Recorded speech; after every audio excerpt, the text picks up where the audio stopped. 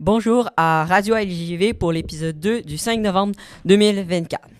Donc, aujourd'hui, on va faire une discussion sur notre chaîne YouTube. On va parler sur les 5 jeux Zelda les plus vendus. On va parler du tournoi de badminton que notre technicien puis Anastro a fait cette fin de semaine. On va vous parler d'un palmarès de records sur les chansons les plus populaires. On va parler de l'album Maybe Man de AJR. Puis on va parler sur le Canada. Alors, sans plus tarder, on va commencer la discussion sur notre chaîne YouTube. Donc, Arnastro, c'est quoi tes vidéos préférées et pourquoi? Moi, j'aime beaucoup celle du Challenge Rock parce que cette vidéo-là, elle renferme plein de souvenirs. Comme genre, c'est vraiment une merveilleuse expérience que j'ai eue avec mes amis puis d'autres personnes. Moi aussi, je suis d'accord avec toi. Mais moi, ma vidéo préférée, c'était sur la vidéo qui a fait le plus de vues. Elle qui a fait 1300 vues sur la montagne russe parce que j'ai passé un bon bout de temps puis ça a donné un bon résultat. Ouais. En deuxième question, c'est quoi tes projets futurs? C'est quoi les prochaines vidéos que tu vas vouloir faire, Nastro? J'ai pas trop encore pensé, mais j'ai pensé à peut-être faire des vidéos comme où que je parle un peu, puis genre je parle de différents sujets, mais pas Genre, comme vraiment comme la radio. Tu veux-tu faire des histoires ou quelque chose comme ça, là? T'en avais déjà fait? Ouais, peut-être. Ben, moi, je pense que je vais essayer de faire des vidéos drapeaux avant la fin de l'année parce que ça faisait quand même beaucoup de vues, puis c'est assez cool. C'est quoi déjà les vidéos drapeaux? C'est les vidéos Minecraft où est-ce que je fais... tu dois deviner le drapeau, c'est vraiment fun. Sinon, plus de contenu sur Minecraft. En troisième question, c'est quoi tes inspirations, Henri? J'ai pas vraiment d'inspiration, mais genre plusieurs youtubeurs connus, mais il y en a pas vraiment en particulier, mais pas mal des youtubeurs. Moi, j'ai rien d'autre à ajouter. Est-ce que tu veux, on pourrait parler d'autres choses sur la chaîne, genre? Je sais pas. En deuxième sujet, on va parler... Arnastro va nous parler des 5 jeux Zelda les plus vendus. Donc, en 5e position, il y a le premier jeu Zelda. En fait, il s'appelait juste The Legend of Zelda. Et il est sorti en 1986 sur la NES. Et en termes de vente, 6,51 millions. Il est suivi de très près par le remake de Link's Awakening en 2019, qui a été vendu à 6,46 millions d'exemplaires. Puis en fait, le synopsis, c'est Ganon, il a capturé Zelda, comme dans à peu près tous les jeux. Il faut trouver les 3 morceaux de la Triforce pour ensuite aller battre Ganon et finir le jeu. Ensuite, en 4e position, on a un jeu de 1998, Ocarina of Time. Il a été vendu à 7,6 millions d'exemplaires sur la Nintendo 64. C'est le premier jeu avec des graphiques 3D. Donc, plusieurs trouvent que c'est une révolution et aussi que c'est leur jeu préféré de la licence Zelda. Puis Link, pour avancer dans le jeu, il doit jouer de la musique avec une ocarina, c'est un instrument de musique. C'est ça. Et il y a une séquelle, une suite à ce jeu-là, Majora's Mask. Ensuite, en 3e position, il y a Twilight Princess, qui est sorti en 2006 sur la Wii et qui a été vendu à 8,93 millions d'exemplaires. Puis Link, les énigmes vont être tout autour que Link il peut se transformer en loup, puis se fait aider par un petit bonhomme à côté de lui qui s'appelle Midona, puis il cherche des morceaux de miroir pour le reconstruire. En 2e position, on a un jeu très récent, sorti en 2023 sur la Nintendo Switch, Tears of the Kingdom. Il a battu plein de records, surtout en termes de vente. En une journée, il y avait déjà 10 millions d'exemplaires vendus, même plus.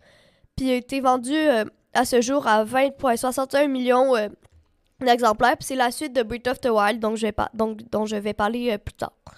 Puis il y a 3 dimensions que tu peux aller. Les profondeurs qui sont sous le sol. La terre ferme, c'est le sol.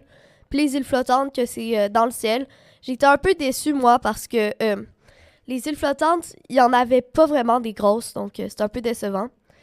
Puis dans le jeu, il y a la princesse Zelda qui voyage dans le temps et qui rencontre ses ancêtres, et c'est ça. Et en première position, il y a Breath of the Wild qui a été vendu à 32,55 millions. Et il est sorti en 2017 au lancement de la Switch. Il était aussi sorti sur la Wii U, mais il était beaucoup plus vendu sur la Switch. Comme il y a juste 1 million, même pas, qui a été vendu sur la Wii U. Et c'est un jeu monde ouvert, donc tu peux aller où tu veux. Puis certains trouvent que c'est une révolution du jeu vidéo, d'autres l'aiment pas vraiment, entre autres à cause qu'il y a juste 4 donjons, ce qui est vraiment pas beaucoup pour un jeu Zelda. Puis Link, il doit vaincre Ganon en allant visiter les 4 peuples, Piaf, Zora, Goron et Gerudo, et reprendre le contrôle des créatures divines pour ensuite battre Ganon et finir le jeu. Eh bien, c'était très intéressant. Donc, pour troisième sujet, on va parler du tournoi de badminton d'art maestro et de technicien que vous avez fait cette fin de semaine. Donc, premièrement, comment ça s'est passé la journée? Genre, qu'est-ce que vous avez fait? Comment ça se passait? Comment vous êtes rendu? On s'est rendu en voiture au début. Et c'était où? C'était à l'école secondaire de Neuchâtel. C'est pas très loin, mais quand même un peu. Comment ça fonctionnait? Vous avez fait combien de matchs? C'était contre qui? Puis ça a duré combien de temps? Genre, c'était-tu toute la journée au complet? Ça a commencé à peu près 9 heures. Ouais, pas mal. Et on a fait 3 matchs avant la série pour voir comment on serait classé. Et après, là, c'était les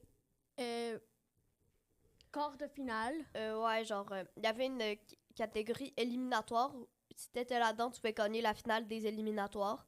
Puis il y avait aussi, je me souviens plus comment elle s'appelait, l'autre catégorie. Mais il y avait une autre catégorie, puis là, tu gagnais cette catégorie-là, puis là, t'étais comme le meilleur de toutes. Vous étiez combien à y aller? On était peut-être une dizaine 18. en seconde. Ah, vous étiez 18? Vous étiez Ah quand non. même beaucoup, hein? On est moins de 15. Non. On est 15 aux pratiques. OK, mais en gros, c'est quoi l'affaire que vous avez aimé le plus de cette journée? Je pense que c'était juste le personne qui est venu avec nous au tournoi, c'est pas notre coach normal, mais il était vraiment gentil. J'ai vraiment aimé ça. Ouais, Et toi, c'est Henri, vraiment le à fun. Maestro? Genre, t'étais avec tes amis, puis c'est genre, entre tes matchs, tu pouvais t'amuser avec tes amis, puis genre, juste l'activité, c'était le fun. Puis jouer aussi, c'était vraiment le fun. C'est cool ça. Et une autre question, qu'est-ce que vous avez aimé le moins de cette journée? Le fait que j'étais éliminée au quart de finale. J'étais le premier dans mon groupe éliminé. Un peu embarrassant, mais... Dommage pour toi, puis Henri. Ouais, moi, j'ai perdu tous mes matchs, donc c'est pas super le fun. Premier match, j'ai perdu avec 4 points, ensuite aussi 4 points, ensuite 7, puis encore 7. Mais en gros, est-ce que vous avez aimé l'expérience puis vous referez ça une autre fois? Ouais, c'était vraiment le fun. Puis moi, je crois que je vais essayer de m'améliorer pour la prochaine fois, être meilleur, puis gagner des matchs. C'est bien. Donc, maintenant, je nous ai préparé des palmarès des meilleures chansons des années 2000, 2010, 2020, plein d'affaires. Ouais, donc en premier, j'ai fait le top 5 des meilleures chansons des années 2000. Donc en cinquième position, il y a Paper Planes de M.I.A. qui est sorti en 2008. Quatrième position, il y a la très bonne chanson qui s'appelle Hey Ya de Outkast qui est sortie en 2003. La troisième meilleure chanson est la chanson Crazy in Love de Beyoncé qui est sortie en 2003 également. Et la deuxième chanson, c'est 99 Problems de Jay-Z, encore sorti en 2003. Puis le top 1 de la meilleure chanson des années 2000, c'était la chanson Crazy de Gnarls Barkley qui est sortie en 2006. Pour le top 5 des meilleures chansons des années 2010, la cinquième chanson est la chanson Can't Stop the Feeling de Justin Timberlake qui est sortie en 2016. Pour moi, c'était une chanson que j'ai vraiment aimée. En quatrième place, il y a Get Lucky de Daft Punk, Pharrell Williams et Nile Rodgers qui est sorti en 2013. En troisième, il y a Moving Like a Jagger qui est sorti par Maroon 5 et Christina Aguilera en 2010. Ensuite, il y a la chanson Rolling in the Deep de Adele en 2011. Puis le top 1 pour la meilleure chanson des années 2010, c'est la chanson Happy de Pharrell Williams qui est sortie en 2013. Pour le top 5 des meilleures chansons des années 2020, la cinquième place, c'est pour Vampire de Olivia Rodrigo qui est sorti en 2023. La quatrième place, Easy on Me de Adele qui est sorti en 2021. La troisième, Anti-Hero de Taylor Swift qui est sorti en 2022. La deuxième, As It Was de Harry Styles, qui est sorti en 2022. Puis le top 1, c'est la chanson Flowers de Miley Cyrus, qui est sortie en 2023. Le top 5 des meilleures chansons de tous les temps. La cinquième meilleure chanson, c'est Smells Like a Teen Spirit de Nirvana, qui est sorti en 1991. En quatrième place, c'est Like a Rolling Stone de Bobby Dylan, qui a été sorti en 1965. La troisième, c'est A Change Is Gonna Come de Sam Cooke en 1964. La deuxième, Fight the Power de Public Enemy en 1990. Puis la première, c'est Respect de Aretha Franklin, qui est sorti en 1967. Ça fait vraiment longtemps.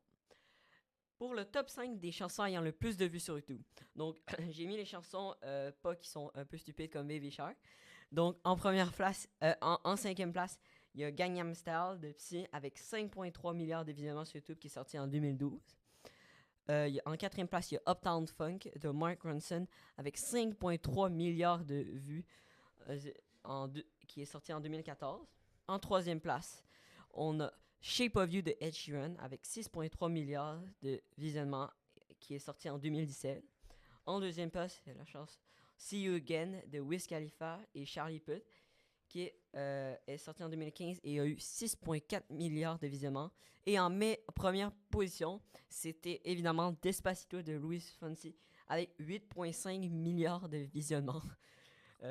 C'est plus que la population du monde entier qui est sorti en 2017. Pour le top 5 des meilleures chansons sur Spotify, en cinquième place, il y a Sunflower de Post Malone et Sway Lee qui a fait 3,5 milliards de streams en 2018. En quatrième place, il y a la chanson As It Was de Harry Styles, encore une fois, avec 3,6 milliards de visionnements qui est sorti en 2022. En troisième place sur le podium, il y a Someone You Love de Luis Capaldi qui a eu 3,6 milliards de streams et qui est sorti en 2018. En deuxième place, il y a Shape of You de Ed Sheeran, encore une fois, avec 4 milliards de visionnements qui est sorti en 2017. Et puis, pour le top 1 qu'on va mettre tout de suite, c'est Blinding Lights de Weeknd avec 4,5 milliards de streams et qui est sorti en 2019. Donc, comme prochain sujet, Henri va nous parler du dernier album de AJR, un groupe qu'on va beaucoup mettre sur cette chaîne. Donc, le dernier album, Maybe Man. Alors, c'est à toi, Henri. Donc, moi, c'est un album que j'ai vraiment beaucoup aimé, mais bon, c'est pas ça le point. Mais pourquoi c'est un bon album, puis pourquoi c'est un album concept qu'on appelle? En fait, chaque couplet de la première chanson, Maybe Man, il y a une chanson de l'album. Donc, genre par exemple, un couplet, ça parle d'un sujet. Ben, ensuite, une autre chanson va parler de ce sujet-là. Sur la couverture de l'album, il y a des références à chaque chanson. Puis, en fait, la pochette, elle représente les 3 membres du groupe dans l'eau. Puis, en haut d'eux, il y a comme une ville à l'envers. Puis, il y a le chanteur du groupe, Jack, qui s'accroche à un pont. Puis, ben, sur des maisons en haut, comme j'ai dit, il y a des références aux chansons de l'album. Donc, la première chanson, Maybe Man. Il y a 12 couplets, puis pas de refrain. Puis, il y a une partie, genre, à la fin, qu'ils avaient déjà posté sur leur chaîne YouTube, puis qu'on connaissait déjà.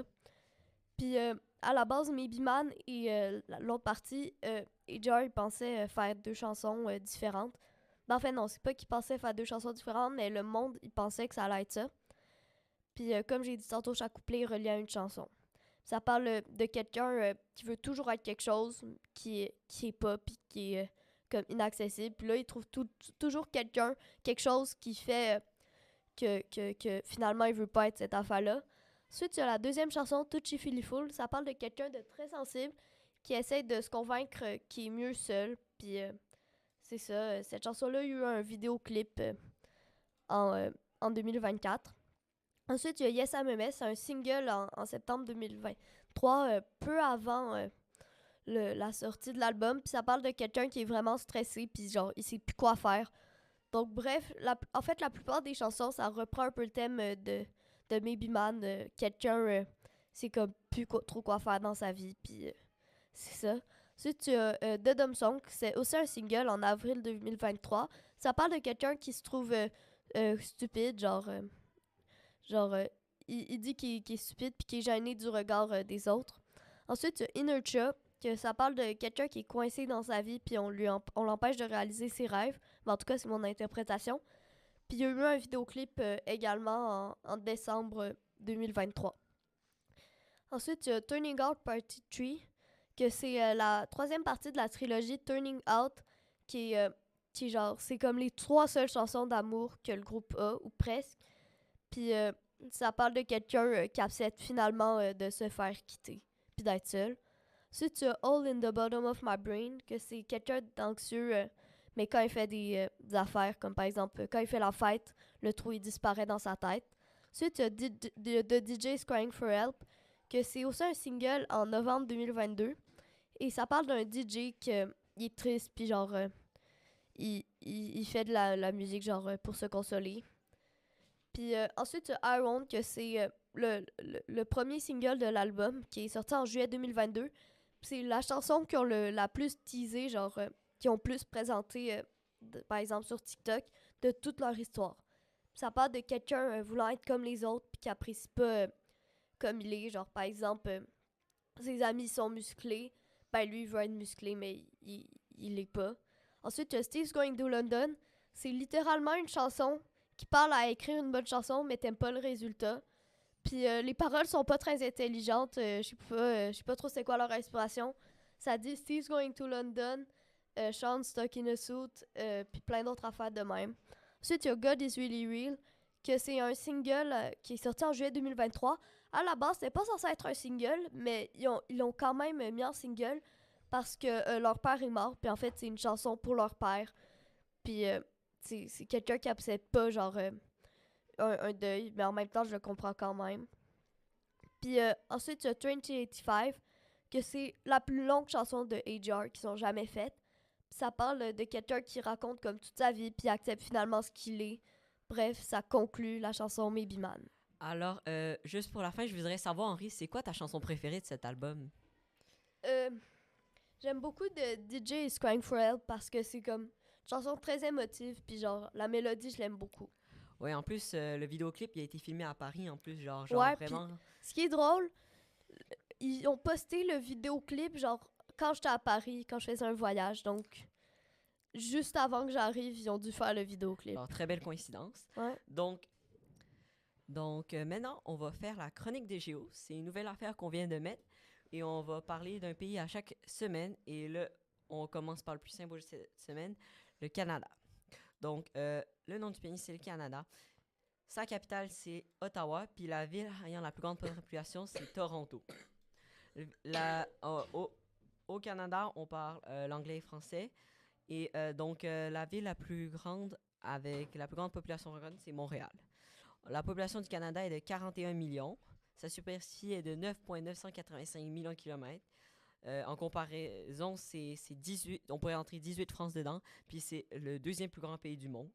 La densité de population par kilomètre, c'est de 4,1 habitants par kilomètre carré, c'est vraiment peu. Il y a 10 provinces puis 3 territoires.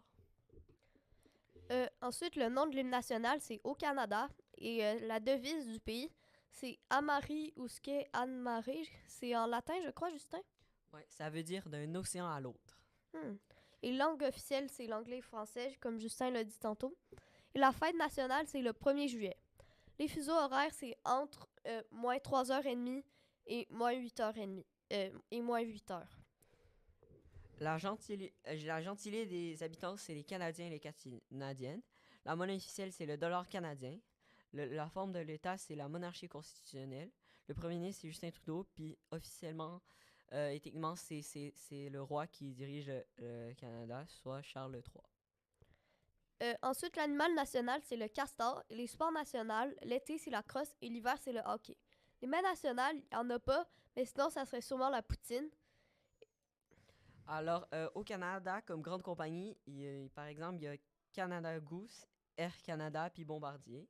Une invention célèbre, il y a la motoneige par Joseph Armand Bombardier, qui c'était pour aider les gens à se déplacer l'hiver. Des attractions ou monuments connus du Canada, il y a le Château Frontenac, qui est ici à Québec, les chutes du Niagara à Niagara, et la Tour de Seine à Toronto. L'origine du nom Canada, ça vient du mot Kanata de l'Iroquois, qui veut sûrement dire village. Et aussi, un record fou, c'est qu'on habite dans le pays ayant le plus de lacs.